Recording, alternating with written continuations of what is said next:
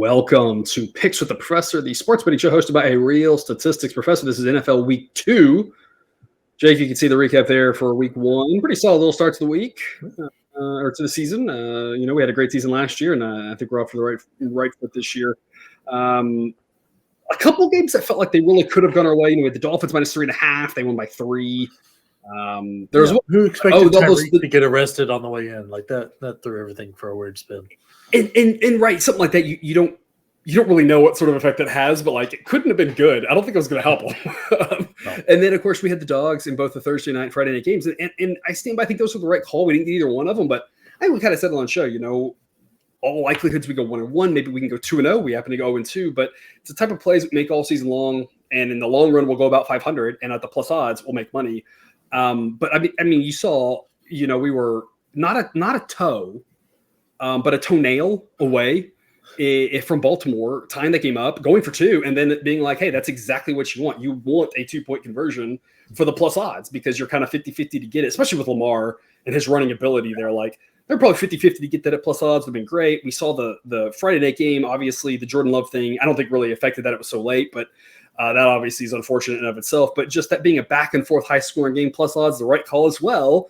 Just, didn't get the ball back with enough time left at the end of that last possession to kind of have the ball last. So, positive week in what could have been even better. Jake, I want to ask you before we get anything else. Cousin Jared and I did a deep dive into college football because there's so many games and teams to talk about. So we won't have quite a deep dive here, but I do want to ask you because after week 1, there's a lot of hot takes, a lot of overreactions. What is an overreaction that you have that you're like, hey, this is only one game, but I'm really worried about it? And what is one thing that other people might be overreacting to that look terrible, but you're like, look, it's 1 week. I'm not going to worry about that, because that's the type of stuff we got to be thinking about here in week 2 and week 3 in the NFL. So one of each, take it away. Like I'm overreacting to the Bears. I think this is scary, their offense. They couldn't run the ball. Swift, I think, had 30 yards. And it's not like the Titans are a stacked defense. I know they're good. They're probably better than average, but it's not a super stacked defense. They couldn't really run the ball. Caleb Williams, I think his average for completion or whatever was like 4 yards or something like that. And that's really bad. Yeah, Odunze really wasn't involved. People expected him. Like Keenan Allen wasn't great. I know it's week 1, but I think the lack of running the ball, that line is going to make – because Caleb Williams is a rookie, he's going to make rookie mistakes. He's going to hold the ball too long. He's going to make the wrong throw, get it picked. That's going to happen. All quarterbacks do that, but it's going to happen a lot more if he's dodging for his life back there. Like, not to make that comparison, but Bryce Young is dealing with a lot of the same stuff. He's got a lot less talent around him to help him out, but – I think that's something I'm overreacting to because I'm very scared because that division is full of better defenses than what the Titans are going to throw at them. Yeah, the Titans, according to Sideline, I think you nailed it. Slightly better than average overall, number 14 according to Sideline, number 14 against the run. So it's not a bad defense, but it's not top 10 at least according to my math. So, it was an easy under, which was good for us, maybe not good for the Bears offensively. What is one thing that you saw that is concerning, but you're like, hey, it's 1 week, I'm not going to stress about it? I think the Bengals, that might be easy to pick. I think with Joe Burrow, I think there was a lot going on there. You also had T. Higgins who didn't play. I think they'll right that ship. It may take for the first quarter of the season for them to get it right. But I think they'll right that ship. They'll find the running game that'll help out Joe Burrow. Joe Burrow will look better. You'll have Chase going, and you'll have T. Higgins. There are other receivers, Charlie Woods. I can't remember his last name, out of Purdue. That he'll help out. I think he'll play a bigger role. And Gesicki is already showing some signs of life there too. But and then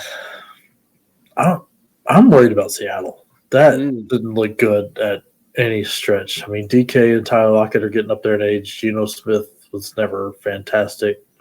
Kenneth Walker, I don't know. I'm worried about them. And the last thing, I'm not sure how to take yet. I'm curious on your opinion. Chargers. That take J.K. Dobbins out, really take a 60-yard run out, and that offense looks pretty pathetic. But J.K. Dobbins, when healthy, has always been good. I think he was a first-round pick, maybe second round. And that was what we were, and we'll talk about the Ravens here shortly. But that was him going out last year, and I think it was in the preseason, right?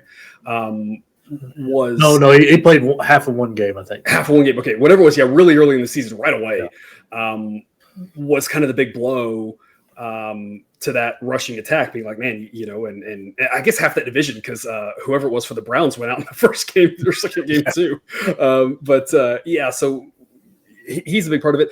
I think there's so many interesting things, and we'll kind of talk about the numbers here. I know there's hot takes out there all over the place about these things, but I think that's where you as a sports bettor viewer have to kind of figure out what you think about it.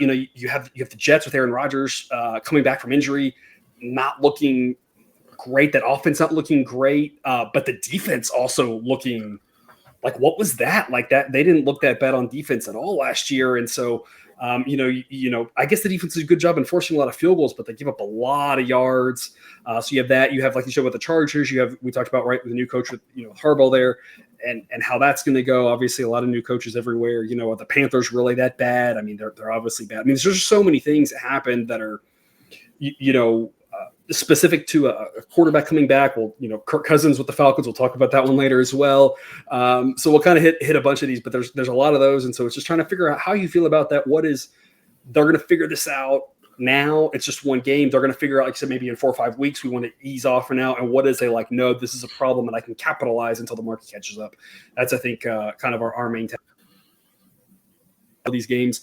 We got 7 picks for you coming up. But again, reminder, insight information and more picks available on Dub Club, including our Discord chat where we talk about other sports. Have a great little community over there. If you want only football, there is a football only package. And again, a bunch of specials that we're still offering up here for the football only package, for the all access package, trials for some of the shorter length packages. Again, some great discounts for the longer stuff. If you're looking to get a little bit of a cheaper price, we've got people that are on these yearly packages that are saving a ton of money because they keep making money year after year after year.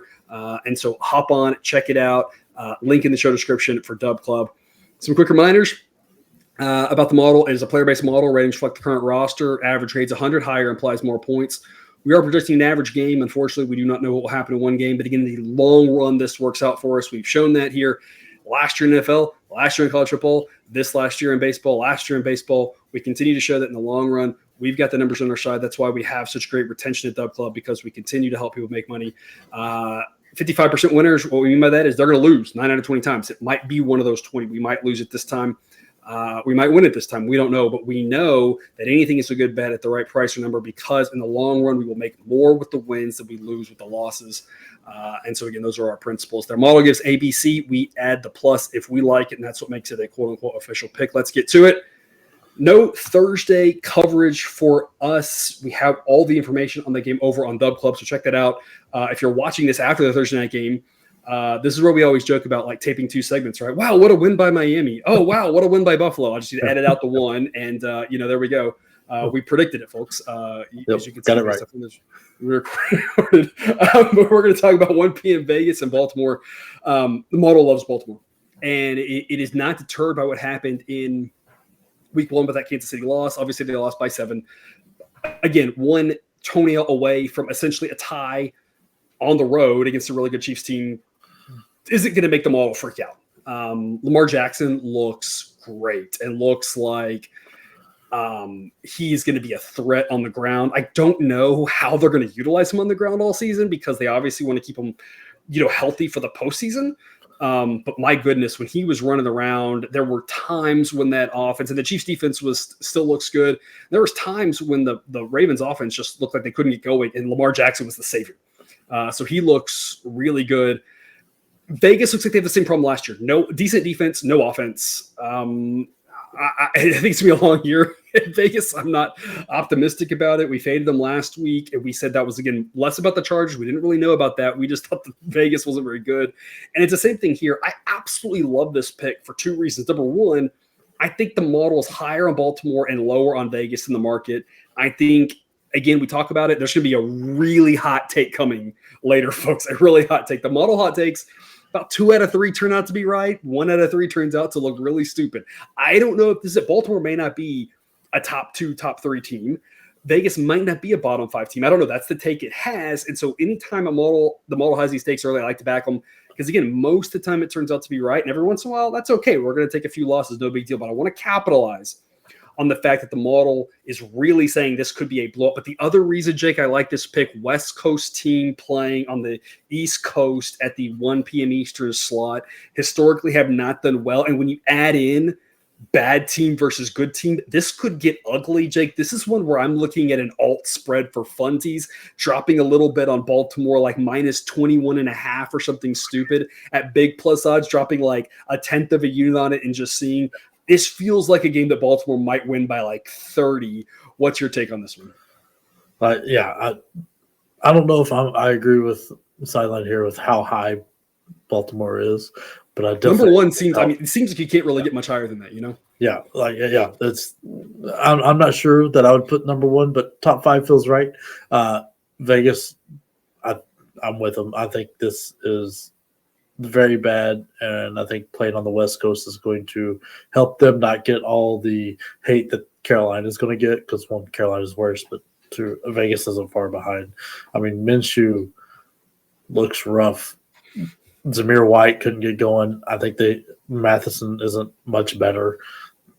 They didn't do hardly anything on offense, and that defense is going to get tired. And Baltimore is so physical that it's going to beat that defense up.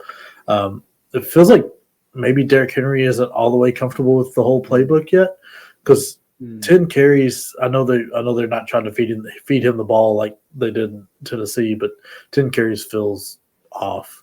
I feel like he's going to get at least 15-ish touches a game, whether they throw it to him and handed it to him. But Justice Hill surprised me. He is a very good complement to Henry, and I think he works well with Lamar Jackson when Lamar Jackson's running around. I think he's a good little outlet. And, man, if that line holds up at all, Bateman and other receivers could actually get involved other than Zay Flowers. I mean, Zay Flowers looked great. But if we can get Lamar Jackson throwing the ball down the field a bit, this Baltimore team could be absolutely deadly. And I think part of that is the Chiefs' defense doesn't get enough respect. I mean, Jones alone is a wrecking ball up front. He was incredible. I think had it not been Lamar, I don't know any other quarterback in the league. Maybe I'm forgetting someone, but he could have had like 7 sacks of that Lamar just got away from. It was incredible. Yeah, it was Michael Vick-esque run around from. So I'm with you. I don't know if win by 30 is in the books here because I'm calling my shot 30. I think Baltimore takes a little too much time off the clock with how they're going to run the ball. But 37-7. I'll call my shot here. All right, we'll see it. I mean, it's definitely available because I think Vegas is real bad.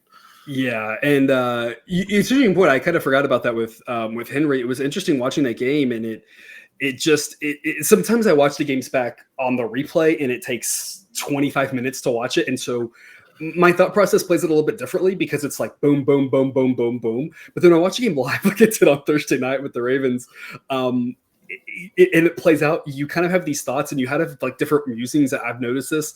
I feel like in the middle of the game, I was like, "Where did Derrick Henry go?" Like he just they got him going early, and he was running, and then he like completely disappeared. And then all of a sudden, as I'm having that thought, they hand it off to him for 1 yard, and then he's back out of the game. And it was like part of it, I think, was at times they were trying to pass the ball. They got into some third downs, and so they were, they're bringing in Hill in for that. So part of it is that. Part of it could be the playbook. Part of it could be the first game, and the announcers, I think, were talking about this with a handful of teams. I think these were 2 of them that, like, the lack of playing in the preseason, how everybody was so winded and whatnot. And so, I mean, there could have been a lot of factors there, but yeah, it seemed like he wasn't featured. He was featured like in the first quarter, and then it seemed like it kind of went away from that. And so, the good thing I think for Baltimore is facing a team like Vegas, they have the opportunity now to decide what they want their game plan to be, and they can kind of stick with it. The Chiefs maybe forced them out of it a little bit because the Chiefs are obviously a very good team at home, especially. And so if they decide they want to run the ball with both those guys, they should be able to do it and divide out the plays exactly the way they want to. But, like you said with Vegas, just a lot of struggles there, kind of on all fronts. I don't see how they move the ball very well, especially when you see with that model right there, having them the Las Vegas offense as dead last, barely 1 point better than Carolina. Carolina's rating is only saved because, same with Vegas, because their defense is at least okay, or at least it thinks so coming into the season. After that first week, I don't know. That was a concern. We'll see. But the last thing I want to say about this, though, is we talked about it last year with Carolina, where we said, hey, we think their defense is decent, but they sometimes give up a lot of points because their offense can't keep them off the field. And we talked about that with a team, I believe, last week, and you're seeing, it might have been Vegas, and you're seeing that with them here already, is that you're going to have some of these defenses that are actually okay on a per play basis. But when you're always out there, you're just increasing your chances of having a bad play, giving up a big play, wearing down, and things falling apart. So sometimes these bad offenses, especially against a good defense, things can really spiral out of control, and that's what I think is going to happen here. So we're going to take Baltimore. Only a B grade, laying the 9. You would need to lay 7 for it to be an A grade. You were never going to see 7, but 9 is a great number. If you want to tease it, sure, it's probably the best teaser leg on the board at 9, being able to get it through both 7 and 3 are obviously your key options there. You can 6.5 point tease it, down to 2.5 and get the win on the field goal.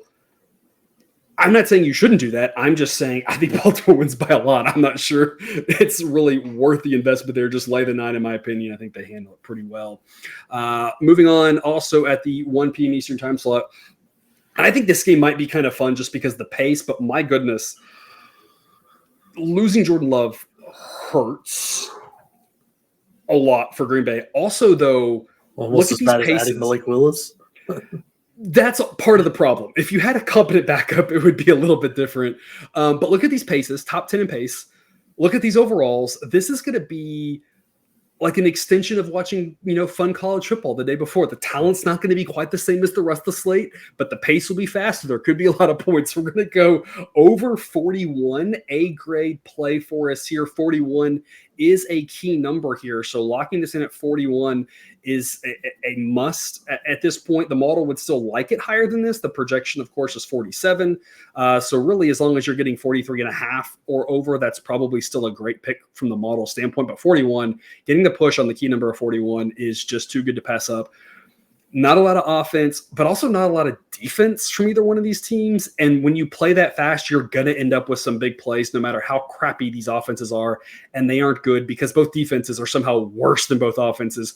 Jake, this is why people come to this show, because we break down a game with number 30 versus number 31, and there are only 32 teams at last count. So what is your take on what might be one of the ugliest games of the season?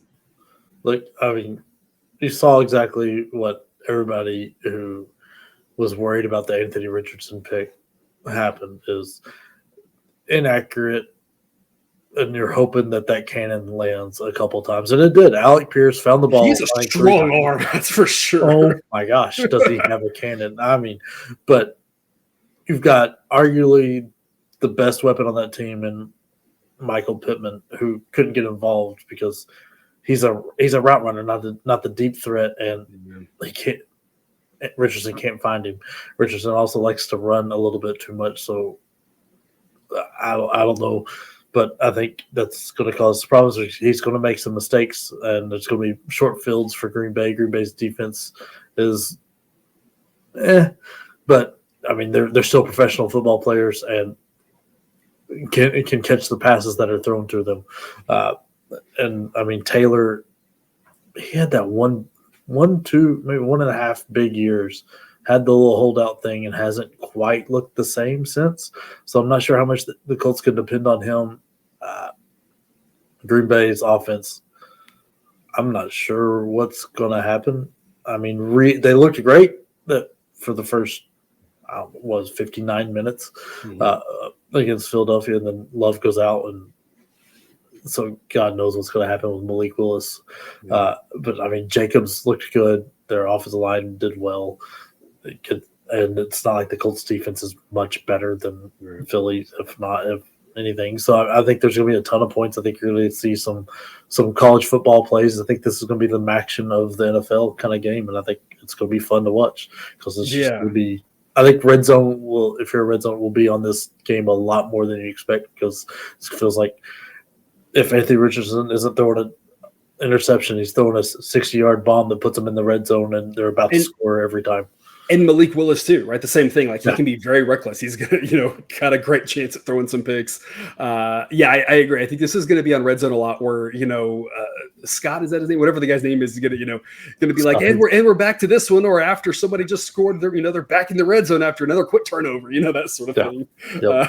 Or they don't want to show you the game, and so they'll be like, well, we were watching this other stuff. Here was another score, and because it's gonna be just weird. Like you're gonna go stretches where no scoring happens because the turnovers at the wrong places.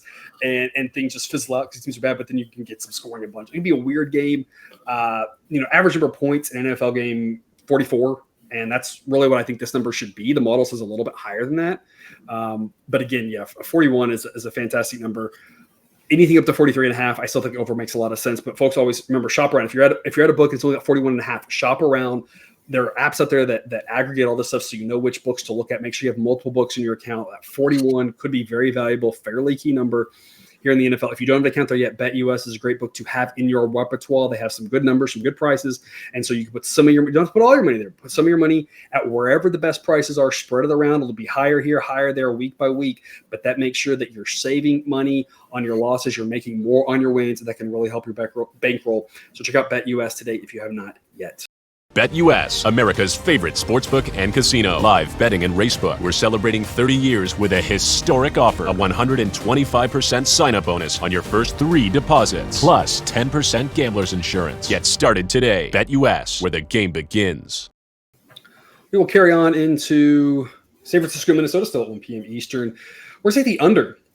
46 in this one. The model says 43. This is almost the same thing, but backwards of the previous game. As long as you're 44.5, really 45.5. 45 is not overly key, but can land on 45. So really under 46, under 45.5 make a lot of sense to us here, mainly because these defensive ratings, the Vikings number 3, according to Sideline, the 49ers number 4. Obviously that 49ers offense is really good. And maybe the Jets' issues on defense was the fact that Niners offense is very good. And honestly, it doesn't really matter if Christian McCaffrey plays. Not that Christian McCaffrey is not good, but in general, we know that the main thing that matters with offenses is the overall collection of the 10 other players and the quarterback. If you have a good quarterback, it's really about all 10 other players and not one of them. And the 49ers have a pretty solid quarterback and a really good set of the other 10 players. And so that offense is really good, all up and down, McCaffrey or not. They're obviously even better with him, but still without him, you can see they're pretty good. But defensively, both these teams are really good. And that's why we think this will have a slightly fewer number of points than average. Jake, what jumps out to you about this under 46? I think Shanahan can pull anybody off the street, and they're going to be a 100-yard rusher. That's the system, that line, everything. That line, and the offensive line matters way. It's like 50% of the battle with running backs. It's unreal, but. Right. I don't know if McCaffrey's playing or not. Not sure how much it matters here. I think Minnesota and Sam Darnold, I think he had a great week 1.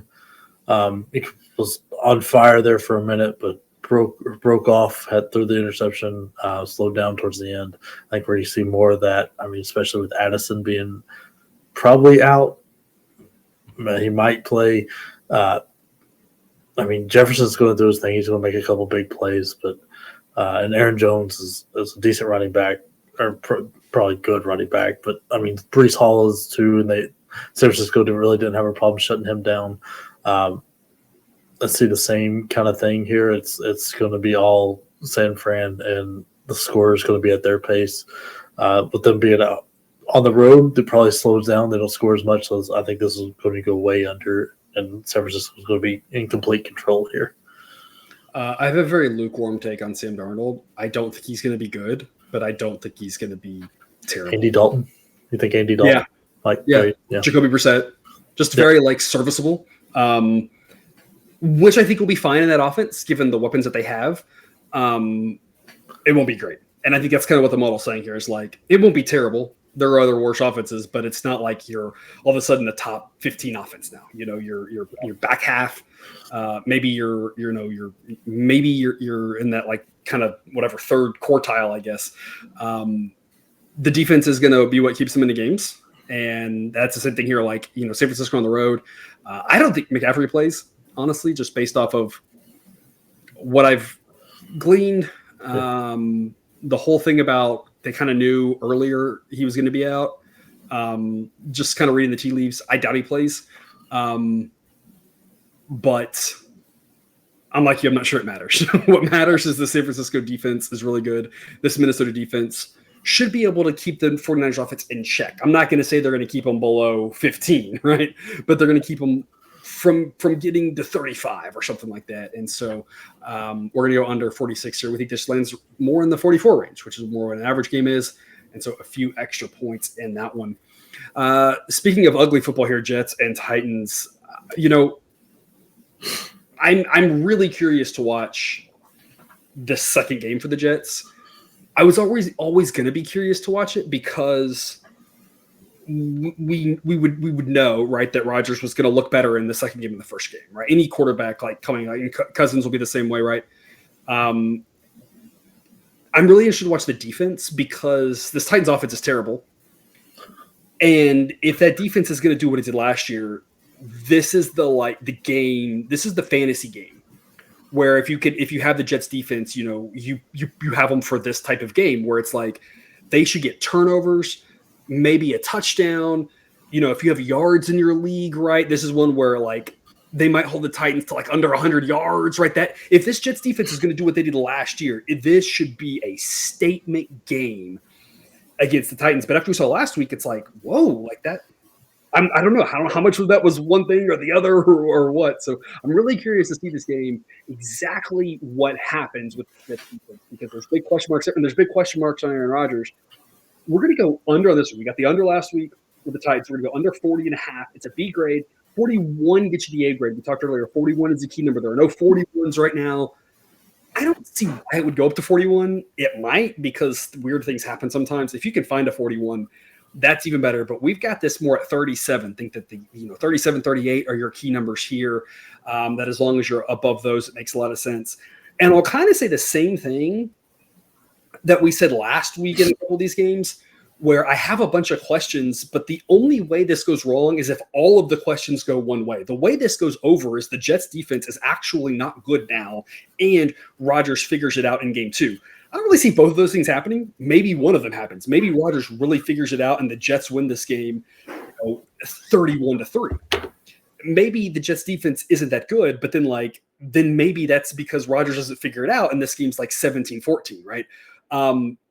I don't really see both of those things happening where Rodgers just figures it out and this Jets offense just looks high flying and the Jets defense is terrible and gives up points to the Titans. It's like both of those things happening seem unlikely.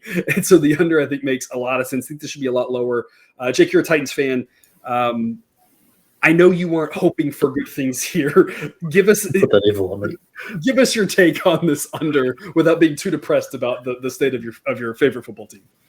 I mean, when your head coach comes out and says we should probably punt on 1st and 10, that tells you where the offense is. That's bad. Yeah. Just defense is a lot better than the Bears, no matter which way you cut it. Yep. Look, DeAndre Hopkins getting old. He's having a hard time getting open. Calvin Ridley, not the guy. Traylon Burks was a miss. Pollard, I'm not convinced. I don't know where points are going to come from. It doesn't seem in the Jets' offensive DNA with how I can't remember how to say the coach's name. Jets head coach doesn't seem to want to be a high-flying team. Mm-hmm. They want to ground and pound and then kind of just punish you and then throw the ball every once in a while, which I think is great for Aaron Rodgers where he's at in his career. I mean, Garrett Wilson, it looked good there. Alan Lazard, that chemistry showed up a couple times, but I just don't think. I still think they're struggling for a number 2 weapon to throw the ball to. I think Breece Hall has a big game here. And I think this if you're betting on like shutouts, if there's going to be a team shutout, I think Tennessee is a good option here because nothing looked good on that offense at all. Or maybe one of those fewest points where you have all the team options, right? Where it's maybe don't have to be shut out, but fewest, and that way you have a couple different ways you can win there. I think the Jets offense is going to be real interesting to watch because you talk about some of the options there, and then Breece Hall, who last year caught a lot of passes out of the backfield. Run the ball really well. It'll be interesting to see can they figure out how to get everybody in sync, get the ball to the right guys in the right spots and get all that going. I don't think that happens here really in week 2. I think that's more of a as we progress. But I'll be really curious to see the progression here early on. And again, to see if this Jets defense can make that statement. I think so. I think that said a lot about more the Niners offense is just insanely good than anything else. And the Jets defense, at least, like I said, showed up and forced the field goals, even though they allowed a lot of them. And so I think this Jets defense might, like you said, really hold Tennessee down and not get a lot of points. So really just on turnover watch, that's obviously the big thing that can throw these games off is turnovers deep in your own side. So we're just hoping to avoid a couple of pick sixes from the Jets. And hopefully they don't accidentally Levis is your man. Yeah, exactly. Maybe hopefully if they score 38, it's 38 zip at that point and not 38 to 3 to get to that 41, which again is a key number there. So we're going to go under. B grade pick. Again, 41, even better. Don't buy it up. The odds, the price that you're going to pay is not worth it. Still think under 40.5 is better. But if, again, you accidentally see a 41, that'd be where you put maybe an extra half unit on a number like that. Also at 1 p.m. Eastern, the other New York team, the Giants, at Washington. We're going to play Washington minus 1.5. B grade pick. We've got Washington winning by an average of a field goal. Some really bad football, Jake, this week. Number 28 versus number 32. I don't think you needed the model to tell you that this was going to be bad football. And you might not have needed the model to tell you this either. But I think the takeaway from me on this is that all these units are bad except the Washington offense is at least decent. They've got a couple of decent pieces, and that's going to be the difference in this game, of course, along with the location. Even though home field in the NFL isn't worth what it used to be, still getting an extra point or two from home field and a point or two from Washington's offense being more capable is probably what the difference in this game is. Laying 1.5 makes too much sense here. Jake, what is your take on this one? I think we're a little light on Washington in this game. I think this is one I would consider moving the line to 3.5. I think the Giants cannot run the ball for anything, and that is absolutely going to murder when you've got a quarterback like Daniel Jones. Number 29 run blocking, and again, offensive line is at least half the battle with regards to running backs. So yeah, that's not good. And it's not like the running backs are overly talented either to make up for it. Very mediocre. Yeah, you've got a very average quarterback. I think he gets a bad rap for some of the stuff, but because Daniel Jones is better than what his stats say, but he's never really been given a ton of help.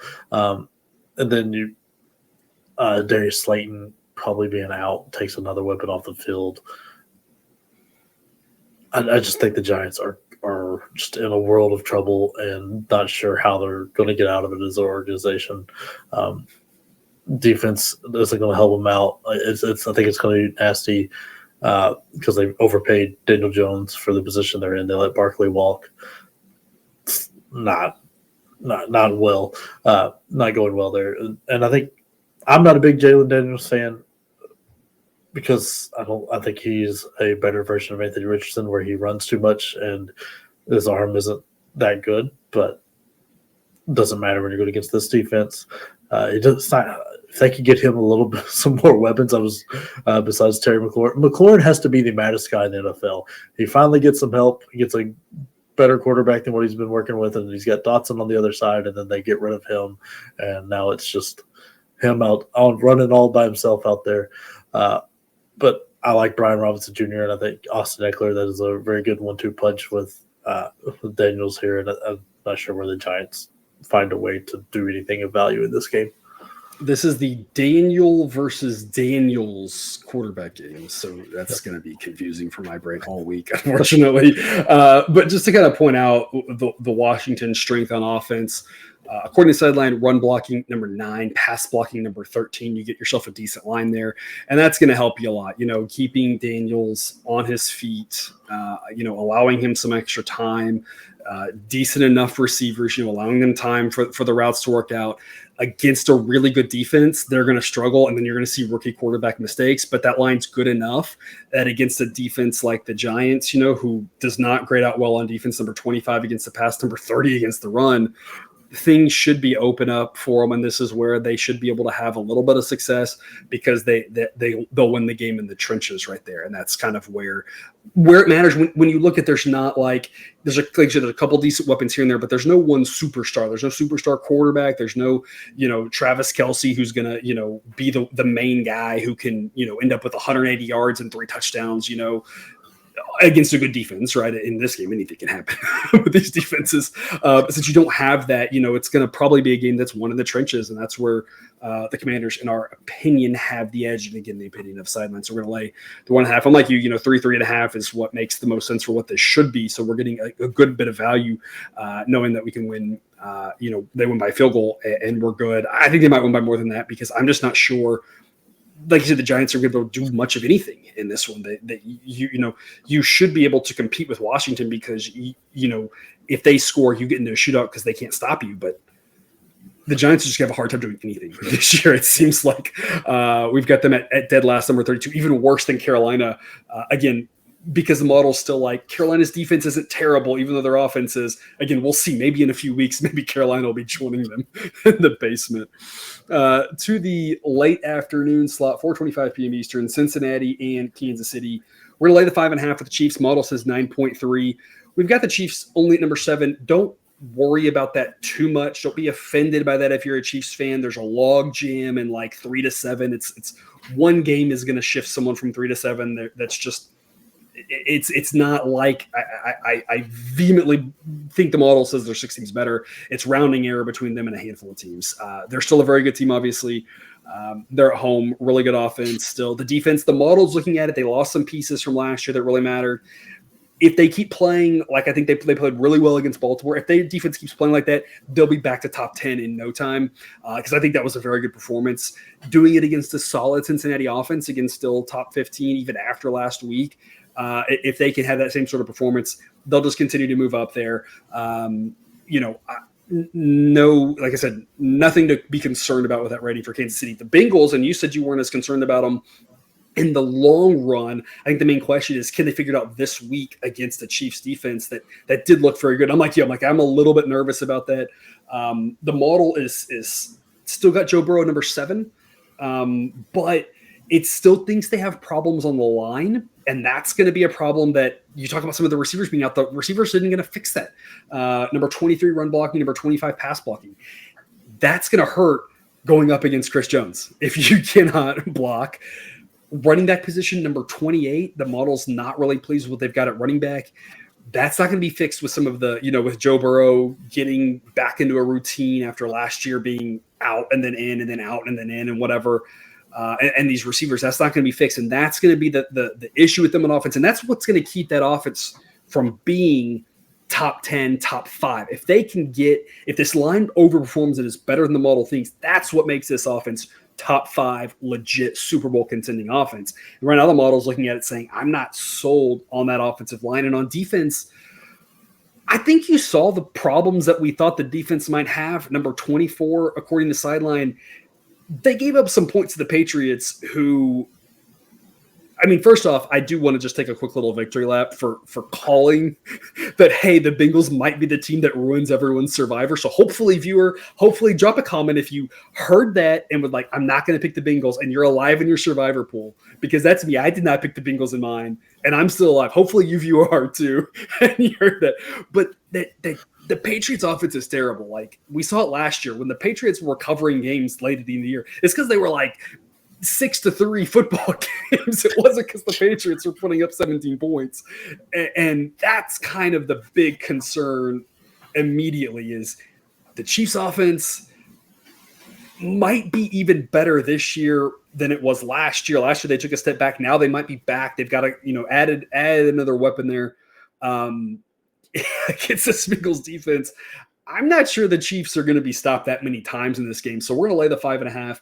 Only a B grade pick from the model. But one of my favorite plays here that this is under 6 blows my mind. I think this should be above 7. What's your take on it? Yeah, I'm all over this because even if T. Higgins comes back, nobody played all preseason together here. Yeah. That's what I'm saying. Like, I think the first quarter of the season is going to be them figuring everything out. They can't run. They're not going to be able to run the ball. If you want to figure things out, the Kansas City defense not the one to do it against because Jones is just going to be all over Burrow. He's not going to have any time back there for Jamar Chase or T. Higgins to get open deep. And the defense is rough, real rough. And that's not what you want to see against Patrick Mahomes. Even if this Cincinnati offense is humming, I would think I'd take Kansas City with a perfect Cincinnati offense just because that defense is so bad. And you've got Mahomes who has so many weapons now. Like Rashee Rice came in. He's looking like a number 1 receiver. Xavier Worthy is apparently the fastest man on earth. That was an insane run. I think he teleported. Yeah, there's a spot there like where you could freeze that frame, and there's a spot where there's like between him and the end zone, there's like 6 defenders within like a pretty narrow path, and he's just like right through them. It's like, what? How did you even do? Like, what? It makes no sense. It was unreal. And so he's only going to get better, and Mahomes is going to be able to just chuck it downfield like he did with Tyreek, and he's just going to find something. He had a deep touchdown catch as well. Already in there. Adding him with what they got with Rashee Rice last year and Kelsey, and then the running back duo was like, okay, now they've got.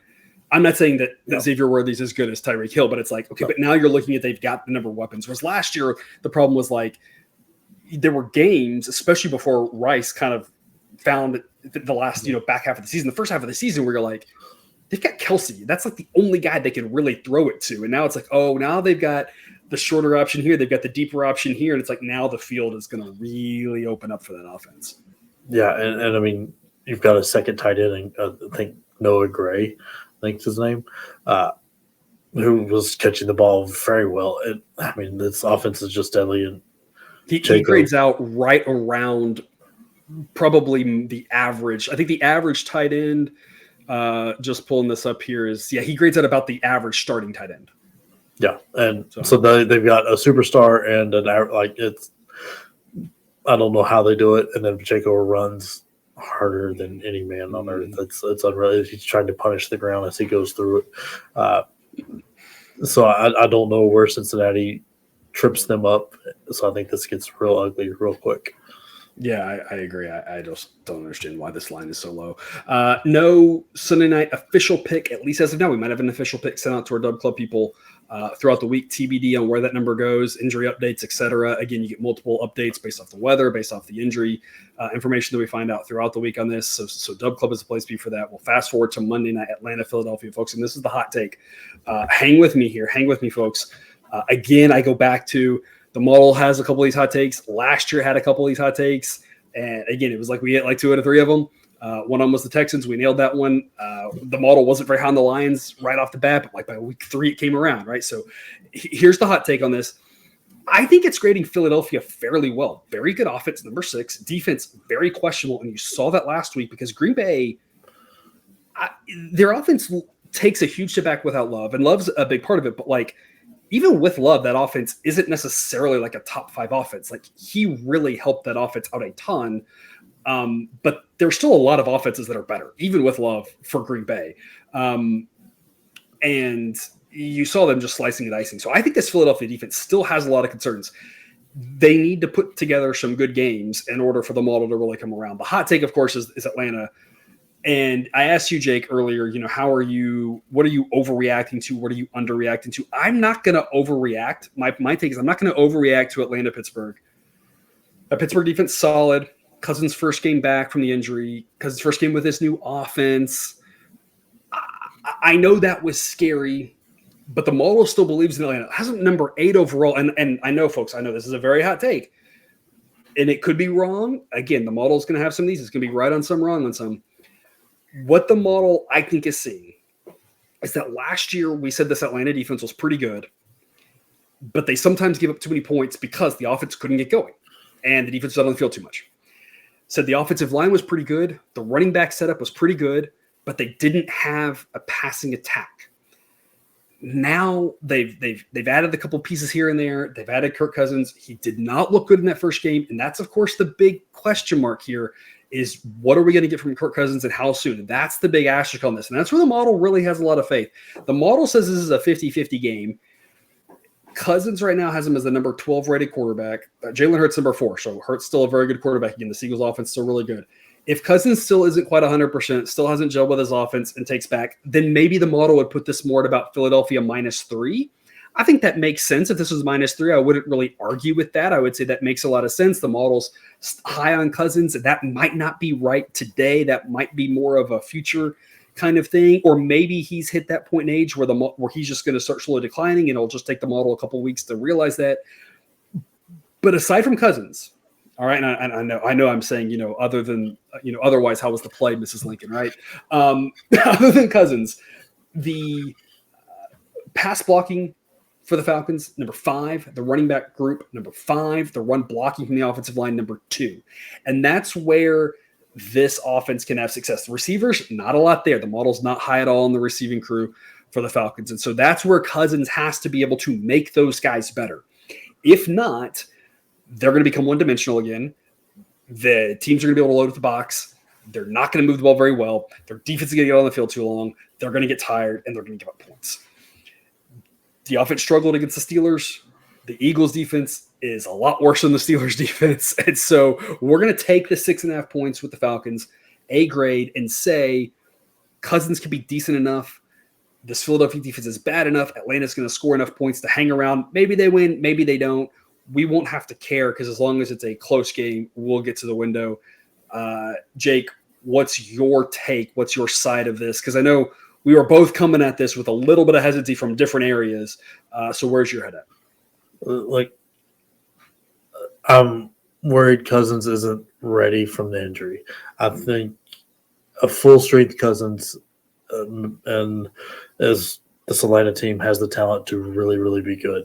But I'm not sure he's ready. But also, the Philadelphia defense, that's rough. They could not get moving. And the offense, yeah, they put up a lot of points, but Green Bay's defense isn't that great. Their famous play, the tush push, it's not a given anymore without Kelsey. Hurts fumbled the ball there at the goal line. They'll probably get it corrected, but I'm not sure they're going to have it corrected by the time they get back from Brazil and get going, all that. Defense in Atlanta, very good. It's good last year. It's going to be really good this year. I think once Cousins gets – the receivers don't have to be that good because Bijan is pretty much a receiver when he's out there because his hands are just as good. It's like Cousins didn't totally trust him. I think we'll see more of that driven in, and people forget that TJ Watt takes a bad defense and turns it to a well above average one because he changes games. Just like this is a strip sacked and recovered this before the ball hit the ground. Kirk Cousins, I think, once, and then was all over everything else too. Philadelphia doesn't have that guy. The line for Atlanta will be able to figure that out, and I think we see a better game out of Bijan, a little more, been able to control the game a little bit, keep this one close. I want to veer off real quick to what you talked about, just because I think it's interesting. The edge defenders in the NFL sideline has Bosa, Watt, Max Crosby, and Myles Garrett, just in a class of their own, those 4 guys. And that makes sense. You look at you're like, those guys can really change a game. And it's like those 4 guys and then a massive drop off. And it's not to say the next guys aren't good. It's just those 4 guys are so good and then can be real X factors, of course. Here's what I want to point out. Last thing I want to come back to is last week because, people will say, about, again, how much of that was the Atlanta offense, how much of that was the Steelers defense, how much of that was the Green Bay offense, how much of that was the Eagles defense. Here's what I'm going to point out. Jacobs, and we talked about this last week, wasn't a guy coming into the season that everybody was like, this is a top running back. It was a guy who's done it before but really struggled last year, and I made the comments like he's a great lotto ticket because he might figure it out. And last week, between him and the other few runs they had, Green Bay ran for 163 yards, and that doesn't necessarily sound like a lot, but let me put it in this context. They averaged 7.8 yards per carry on the 21 runs. One was an end around. Even if you take that out, it was still 7.5 yards per handoff to the running back. 7.5 yards. And I'm like, I don't know how good Cousins has to be in this game for Atlanta to hang in. I think you're absolutely right. Cousins has to be good for them to be good in the season and to live up to this where the model's like, hey, we think you could be top 10. Because that's very ambitious. And Cousins needs to be at the top of his game because, like you said, he needs to make some of those receivers better. He needs to be able to get the ball to Bijan out of the backfield, and he's that kind of last link to make that offense really click. But in this game, I look at it and I say, the Eagles' run defense grades it at number 26, and I'm like, that seems a little bit high. They just allowed 7.5 yards per handoff last week. Their run defense doesn't grade out well. The Falcons should be able to run the ball. And this is what we saw last year a little bit, that the teams that had no pass defense but a good run defense could really throttle the Falcons because they just shut down the running game, got a bunch of 3-and-outs, and then it was just downhill from there. But when the Falcons could run the ball and they had a handful of these games, that was when they hung in the game and were competitive. And so that's where I'm like, I mean, the Eagles are going to really have to commit to stopping the run, stacking the box, throwing a lot of guys there. And at that point, you've really opened it up. And Cousins doesn't even have to be that good because the passes should be there.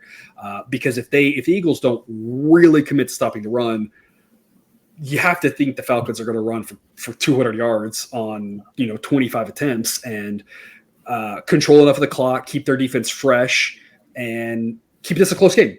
And they can cover the 6.5. Maybe they win, maybe they don't. I feel like the Eagles are this week's candidate to ruin your survivor pool. I don't know if it will. I'm not calling the same upside. I don't know if the same thing happened last week, but they are a candidate for that when I look at it, because when I look at this week, if you do a survivor pool, I say Baltimore is a safe choice. I don't think they're going to ruin it. But the thing is, the teams that ruin people's survivor pools are typically not the top teams because nobody wants to use Baltimore right now.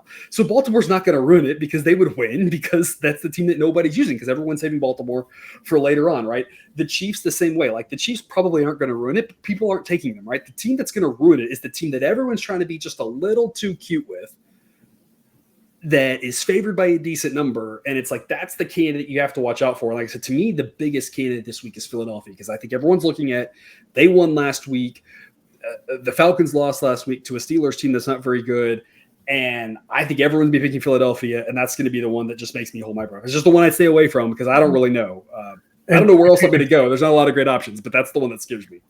And if you want to pick Philadelphia, wait till they play the Giants. Like, there you go. Yeah, I mean, that's or the Reds, like the Commanders. Yeah, like they've got there's much better options than an Atlanta team that has the talent to beat them.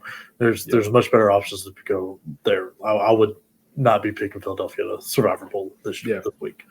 That doesn't mean we have a great pick because I'm still like looking at it going like, I don't know what I want to do. But Philadelphia is the one that scares me. Philadelphia is the one that I think half your pool is going to be on, and maybe it works, maybe it doesn't. It works, sometimes those picks work out fine. Sometimes they end up like last week. And so that's the one that I'm just a little bit nervous of. That's all we've got here. Again, a lot of ways to save money, to try out, to get only football, whatever. A lot of options for you on Dub Club. Link in the show description. Otherwise, Jake, parting words before we sign off. Yeah, just make sure to follow us on all the social media accounts for updates and everything. For like when the picks come out, I will be doing a little bit of everything and giveaways coming back soon at some point. Yeah. So we'll have that, and especially for news and stuff to come out. It's the best way for us to get it to you if you're not in our Dub Club. And if you're with us on Dub Club and you already know this, if not, we've had a lot of travel here. The family and I, we went down to Texas. We dropped the kids off. We actually went to Lake Tahoe for the weekend for a few days, which was just lovely. We had never been out there.